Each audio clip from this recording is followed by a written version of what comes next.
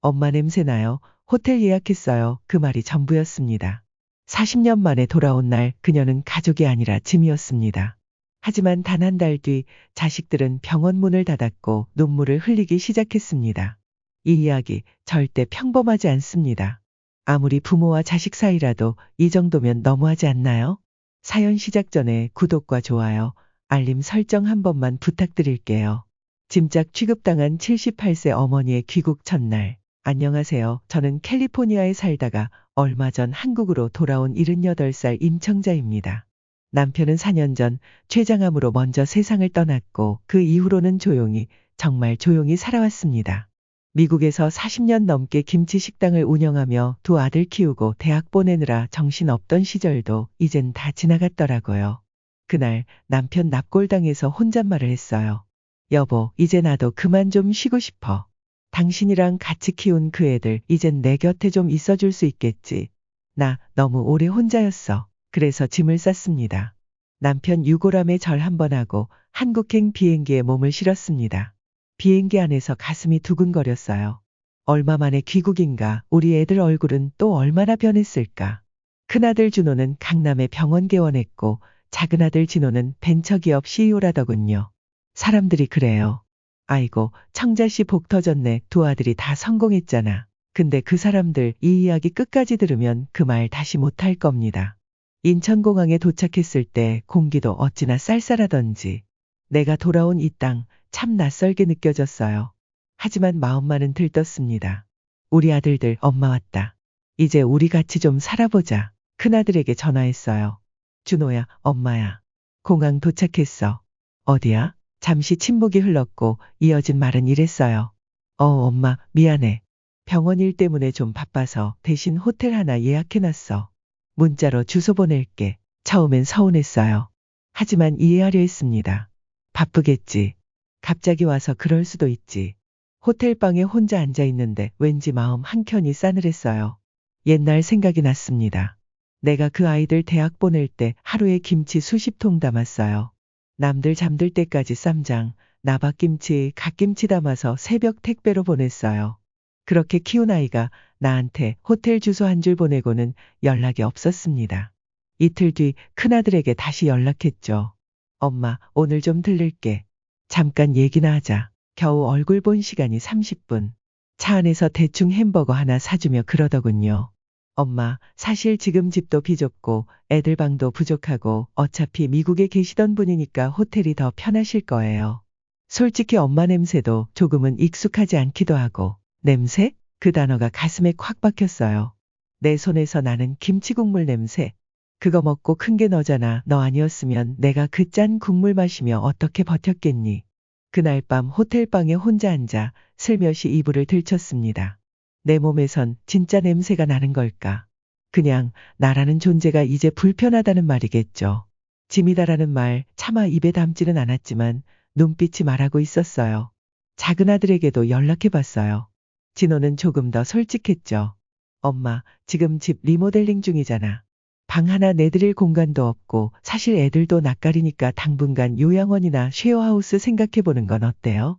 나중에 자리 잡히면 그때 다시 모셔볼게요. 쉐어하우스, 요양원, 그 순간 숨이 턱 막혔어요. 어디선가 쾅하고 제 마음 문이 닫히는 소리가 났습니다. 쉐어하우스, 요양원, 내가 뭘 그렇게 잘못했지. 아들 둘, 남편 없는 미국 땅에서 남의 나라 말도 못하면서 김치 담그고 설거지하고 허리 굽어가며 살아온 내 인생이 결국 호텔에서 쓸쓸히 끝나야 하는 인생이었나. 그 다음 날 작은 아들이 보낸 기사 링크 하나가 왔습니다. 엄마, 요새 이런 요양원 생겼대. 서비스 좋고 가격도 괜찮고 엄마한텐 더 좋을지도. 읽다가 폰을 떨어뜨렸어요. 눈물이 휴대폰 위에 뚝뚝 떨어졌습니다. 나는 이제 가족에게 추천받는 고객인가 보다. 모셔야 할 엄마가 아니라 처리해야 할 노인인가 보다. 그날 새벽 창밖을 보며 말했어요. 이제 나도 내 갈 길을 찾아야겠다. 식당 하나로 두 아들 유학 보낸 여자의 삶. 제 이름은 임청자입니다. 지금은 70을 훌쩍 넘긴 나이지만 제 손등엔 아직도 불에 댄 자국이 그대로 남아있어요. 김치찌개 끓이던 솥단지에 대인 상처, 지금도 그 흉터를 바라보면 그때의 제 청춘이 생각납니다. 1982년 남편과 함께 미국으로 건너갔어요. 그땐 가진 게 없었습니다. 비행기 값도 지인에게 빌렸고 입국하던 날엔 겨우 $80가 전부였어요. 영어도 못했죠. 하지만 배가 고팠어요. 우리 아이들만큼은 배골게 하지 않겠다는 그 배고픈 말이에요. 처음엔 세탁소 청소부터 시작했습니다. 화장실 청소, 테이블 닦기, 버려진 닭뼈 발라내는 닭공장까지 미국 땅에서의 삶은 창피한 게 아니었어요. 처음 몇 년 동안은 하루에 3시간 자고 일했습니다. 그러다 남편이 김치찌개 하나로 시작한 청자분식 이한동포 커뮤니티에서 입소문을 타기 시작했어요. 저 집 김치는 진짜 한국 맛이야. 그 한마디에 저 울었어요. 아무것도 없던 나라에서 내 손맛이 인정받았다는 게 그렇게 고맙더라고요. 그렇게 장사가 조금씩 풀리자 남편과 저는 아이들 많은 공부 잘 시키자고 결심했어요. 큰아들 준호는 똑똑한 아이였어요. 고등학교 수석 졸업. 작은아들 진호는 개구장이었지만 컴퓨터 하나만 있으면 밤새 코딩을 하던 아이였죠. 그 아이들 대학 등록금, 그 돈을 벌기 위해 김장 200포기씩 담그던 겨울날을 지금도 잊을 수가 없습니다. 제 손가락 마디는 매 겨울마다 부어올랐고 허리는 주저앉을 듯 아팠고 입에는 온통 김치 국물 자국뿐이었어요. 남편은 하루도 쉬지 않고 가게 앞에서 손님 맞았고 저는 뒤에서 김치 손질하며 틈틈이 공책에 레시피를 적었습니다. 그 공책이 지금 제 호텔방 서랍 속에 있어요.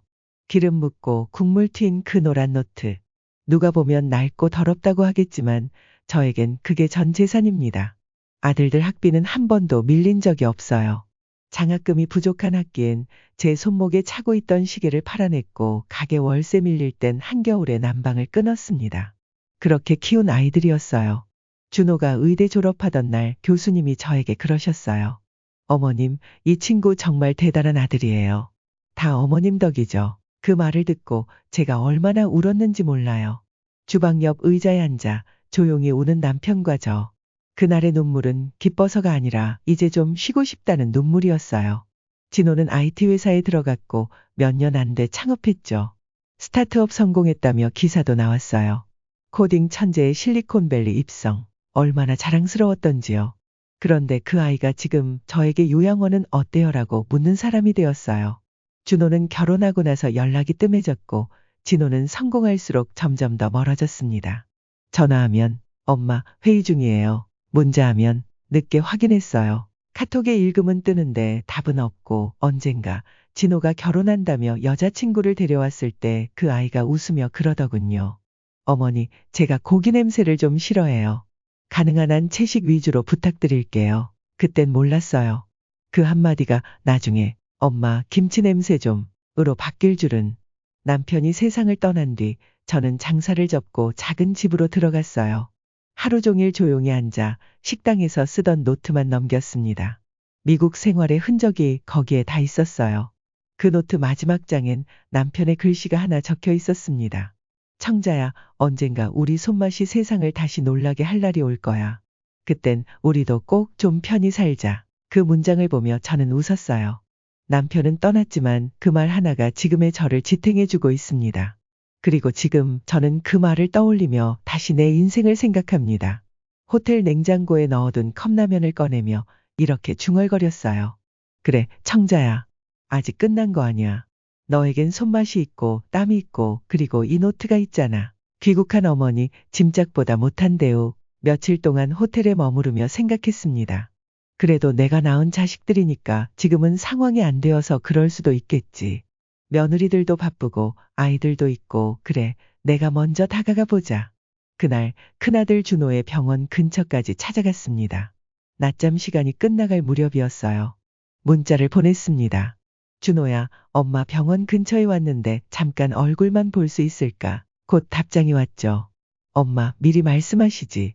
지금 진료줄이 밀려 있어서요. 다음에 봐요. 그 문자를 보고 가슴이 철렁 내려앉았습니다.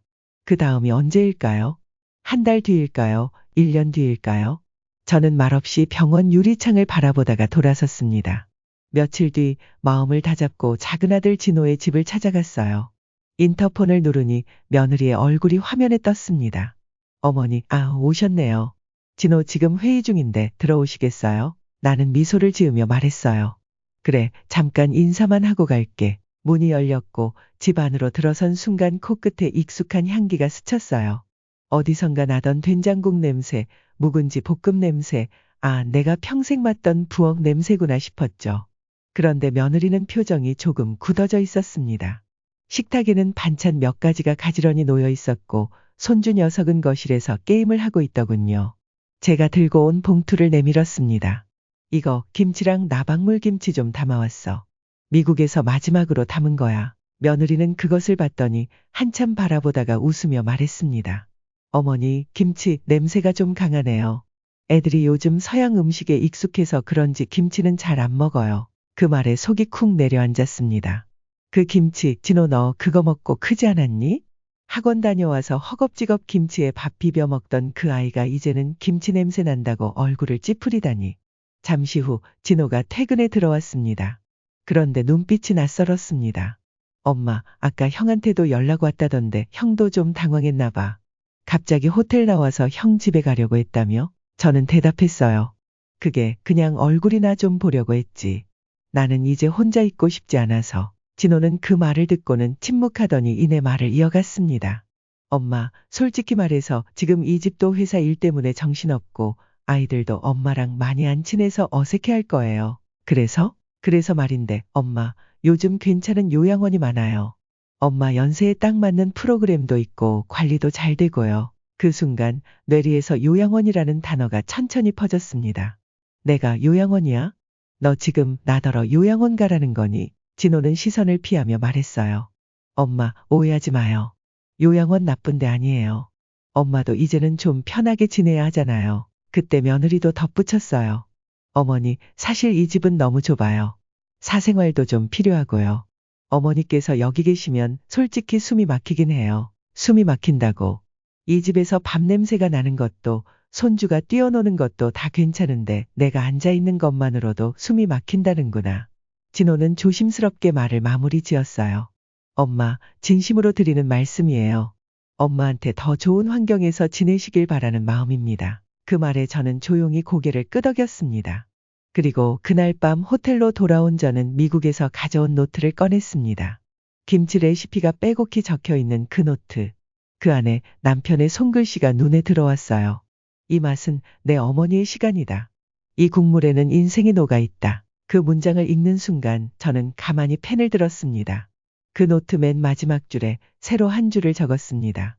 이제 이 손맛으로 다시 살아보겠습니다. 김치 하나로 다시 시작한 여든 할머니. 그날 밤 호텔방 욕실에서 찬물로 손을 씻고 있는데 손에서 김치 국물이 아니라 분노가 흘러내리는 것 같았습니다.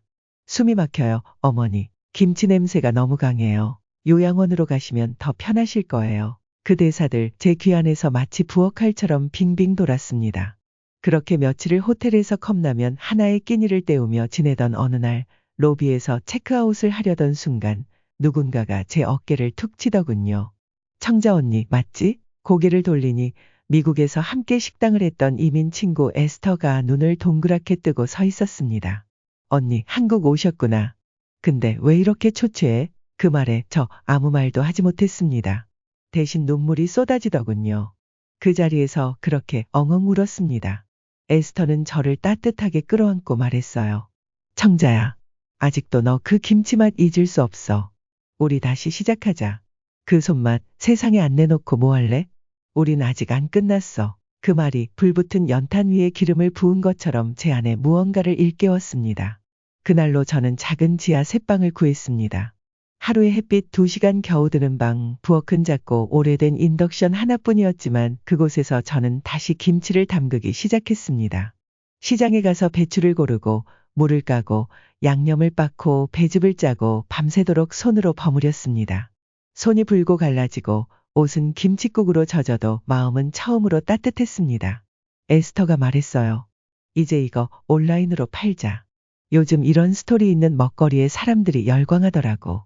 할매김치 어때? 이름도 딱이야. 그렇게 시작한 할매김치 프로젝트. SNS에 김치 담그는 영상 올리고 사연을 함께 적었어요. 78세 김치 장인이 만든 김치, 그 속엔 가족보다 뜨거운 눈물이 담겨 있습니다. 놀랍게도 주문이 폭발적으로 밀려들기 시작했습니다. 엄마가 해주던 맛 그대로네요. 김치에 울었습니다. 이모님, 감사합니다. 엄마에게 사드리고 싶어요. 택배 포장 박스를 쌓으며 저는 웃었습니다. 이제야 살고 있다는 기분이 들더군요. 그런데 바로 그때 진호가 연락을 해왔습니다. 엄마, 요즘 김치 하신다면서요? 투자 좀 받아보실 생각 없으세요? 투자? 그 단어에 웃음이 나왔습니다. 그해 불과 한 달 전에는 요양원은 어때요? 라더니 이젠 돈이 보이니까 귀여우는 거구나. 엄마, 솔직히 저희도 도와드리고 싶어요. 저희가 마케팅이랑 유통 라인 다 연결해 드릴 수 있어요. 저는 조용히 대답했습니다. 진호야, 너희가 보고 싶은 건 내 김치야? 아니면 내 계좌야? 그 애는 말을 잇지 못했습니다.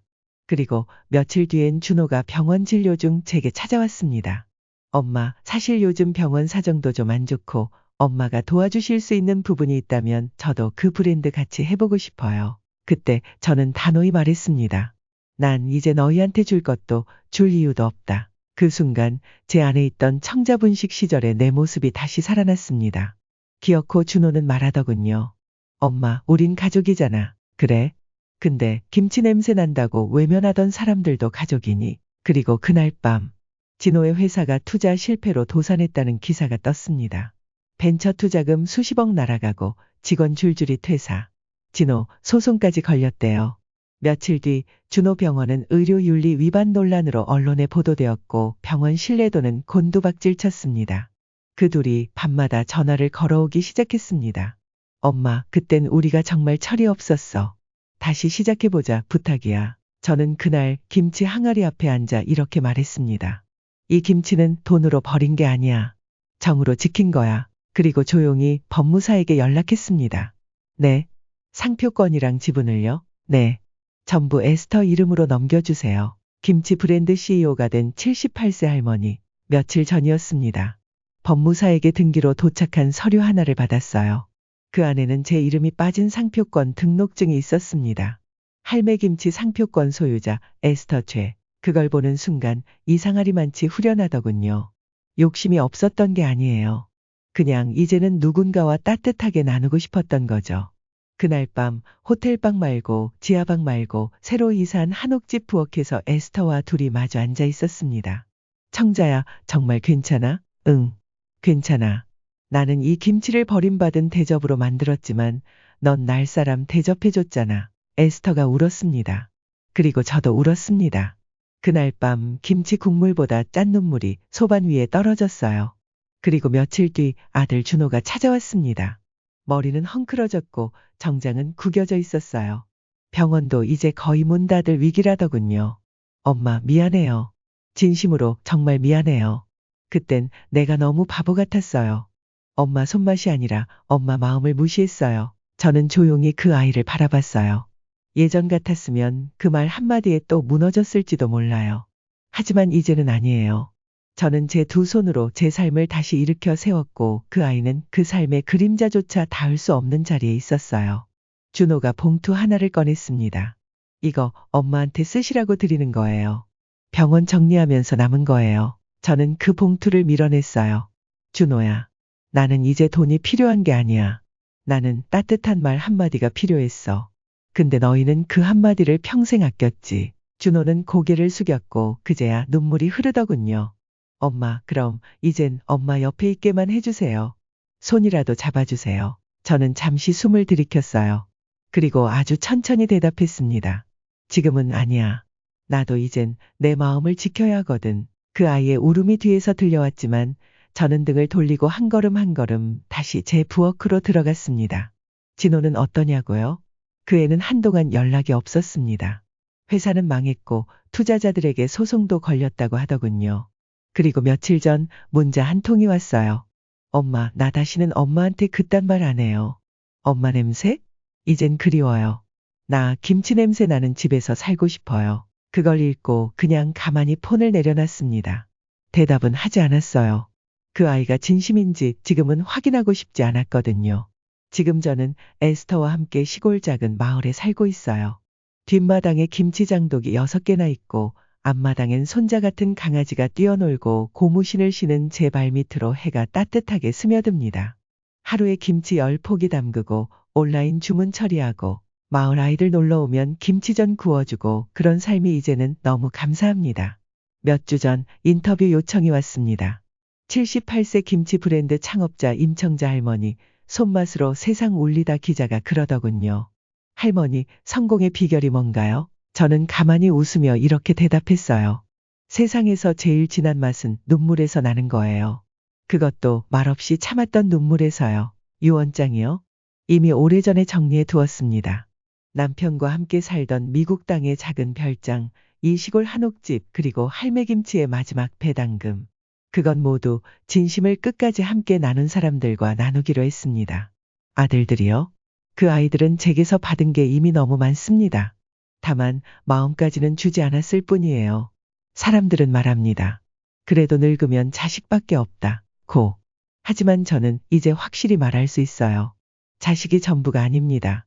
나를 사람처럼 대해주는 사람, 그 사람이 내 전부입니다. 오늘도 부엌 창가에 서서 김치 국물을 젓고 있노라면 햇살이 제 어깨를 토닥입니다. 잘했어, 청자야. 너 정말 잘 견뎌냈어. 그 말 한마디면 이제는 충분합니다. 이 사연 끝까지 함께 해주셔서 정말 감사합니다. 당신의 마음에도 오늘 따뜻한 울림이 하나 남았기를 바랍니다. 앞으로도 진짜 삶이 담긴 이야기로 다시 찾아뵙겠습니다. 구독과 좋아요 꼭 잊지 마시고요. 다음 이야기에서 다시 뵙겠습니다.